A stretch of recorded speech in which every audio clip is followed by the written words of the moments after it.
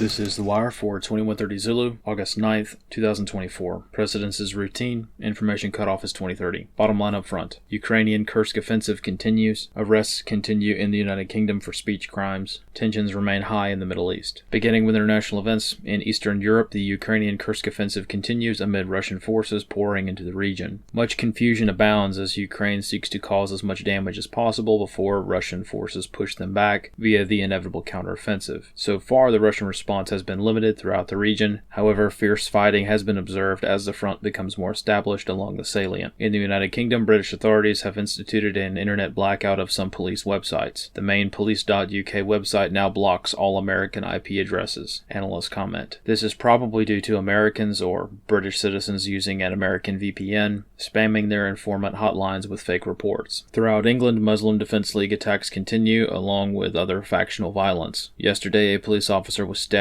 during a traffic stop in Gateshead. Around the nation, arrests continue to draw the ire of the native Anglo population as judges crack down on offensive speech with an exceptionally heavy hand. British authorities continue to double down on threatening to extradite and prosecute those outside the UK for offensive speech online. In the Middle East, despite the lack of any substantial public information, preparations continue throughout the region concerning a widening war. As the delay in Iran's response goes on, the theories widen regarding what might actually happen. Some say Iran will essentially do nothing but conduct a minor strike somewhere random, while others are convinced the delay is due to Iran preparing for an even larger counterattack than last time. Though very little information in the public space indicates what Iran will do, clearly governments with access to better intelligence are expending significant resources to prepare for such an attack. Throughout Israel, bomb shelters have been opened and politicians have moved critical meetings to underground bunkers. The USS Wasp ARG has arrived in Port Limassol, Cyprus, as even more U.S. Navy assets staged throughout the region. Analyst comments for this wire. It's possible that all of this, both Iran's response and the preparation for it, are a made-for-TV information operation. This is a complicating factor on its own, but another variable is worth considering as well. Israel's military goal in conducting these specific airstrikes targeting key leaders was to provoke an Iranian response. The longer Iran waits to retaliate, the higher the chance is of Netanyahu losing patience and launching a preemptive strike. Consequently, it's worth considering the possibility that the ball might not solely be in Iran's court. At this point, Israel and probably the United States may be committed to a response, even if Iran doesn't do anything substantial in retaliation. This could explain both the rhetoric and rumor that Iran probably won't do anything major, but on the Israeli or American side, preparations continue. Another factor to consider is the impact of internal politics within Iran. This morning, Western media sources claimed that while the Ayatollah and various military leadership are very much in favor of directly targeting Israel, the newly elected president is not so, and more concerned with de-escalation. As a reminder, President Pezeshkian is only in office right now because his predecessor was killed in a helicopter crash under very suspicious circumstances a few months ago. Though the position of president in Iranian politics is largely symbolic, it is the tiniest bit suspicious that the one guy who was put into some level of power due to the suspicious death of his predecessor is somehow the same guy who hesitates to strike Israel. Of course, all of this could be false, as Western media has much motivation to lie about Iranian internal politics, but in the interest of understanding the likelihood of this war expanding, these factors, however unconfirmed and based on conjecture they may be, might be worth considering. This concludes The Wire for 2130 Zulu, August 9th, 2024.